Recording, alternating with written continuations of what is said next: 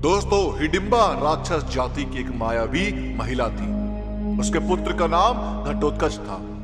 दोनों का ही महाभारत में बहुत ही महत्वपूर्ण कार्य रहा है। तो आइए जानते हैं मायावी हिडिंबा के बारे में कुछ रोचक बातें। हिडिंबा भीम का विवाह। दोस्तों, पांचों पांडव लक्षागृह से बचने के लिए एक रात जंगल में सो रहे थे और भीम पहरा दे रहे थे। जिस जंगल में सो रहे थे वह जंगल नरभक्षी राक्षस राज हिडिंब का था। हिडिंब ने हिडिंबा को जंगल में मानव का शिकार करने के लिए भेजा। हिडिंबा जब जंगल में गई तो उसने भीम को पहरा देते हुए देखा और बाकी पांडव अपनी माता कुंती के साथ सो रहे थे। भीम को देखकर हिडिंबा मोहित हो गई और मन ही मन उससे विवाह करने की सोचने लगी। वह भेष बदलकर भीम के समक्ष प्रस्तुत हो गई और तभी वहां हिडिंबा धमका। उसने हिडिंबा से कहा कि अकेले ही इस हष्ट पुष्ट मानव को खाना चाहोगी क्या?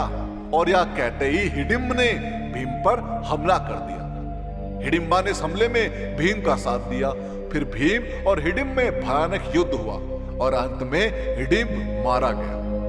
अब हिडिंब के मरने पर कुंती सहित सभी पांडव लोग वहां से प्रस्थान की तैयारी करने लगे। इस पर हिडिंबा पांडव की माता कुंती के चरणों में गिरकर प्रार्थना करने लगी और कहने लगी, हे माता, मैं आपके पुत्र भीम को अपने पति के रूप में स्वीकार कर चुकी हूँ। आप लोग मुझे कृपा करके स्वीकार कर लीजिए।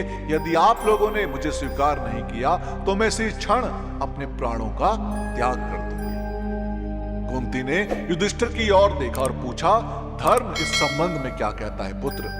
युधिष्ठिर ने कहा कि माते, आपका आदेश ही धर्म है। यह सुनकर कुंती ने हिडिंबा से कहा कि मेरा पुत्र सदैव तुम्हारे साथ नहीं रह सकता। इस पर हिडिंबा ने कहा कि मुझे मंजूर है। विवाह के बाद, पुत्र प्राप्ति के बाद वह स्वतंत्र है। यह सुनकर कुंती ने भीम के हाथ में हिडिंबा का हाथ रख दिया। हिडिंबा का पुत्र घटोत्कच। हिडिंबा और भीम आनंद पूर्वक जीवन व्यतीत करने लगे। एक वर्ष व्यतीत होने पर हिडिंबा का पुत्र उत्पन्न हुआ। उस पुत्र के सिर पर केश ना होने के कारण उसका नाम घटोत्कच रखा गया। वह अत्यंत मायावी निकला और जन्म लेते ही बड़ा हो गया। घटोत्कच की मृत्यु द्रौपदी के शाप के कारण ही महाभारत के युद्ध में घटोत्कच कर्ण के हाथों मारा गया। भीम पुत्र घटोत्कच की चर्चा उनके विशाल काय शरीर को लेकर और युद्ध में कोहराम मचाने को लेकर होती है।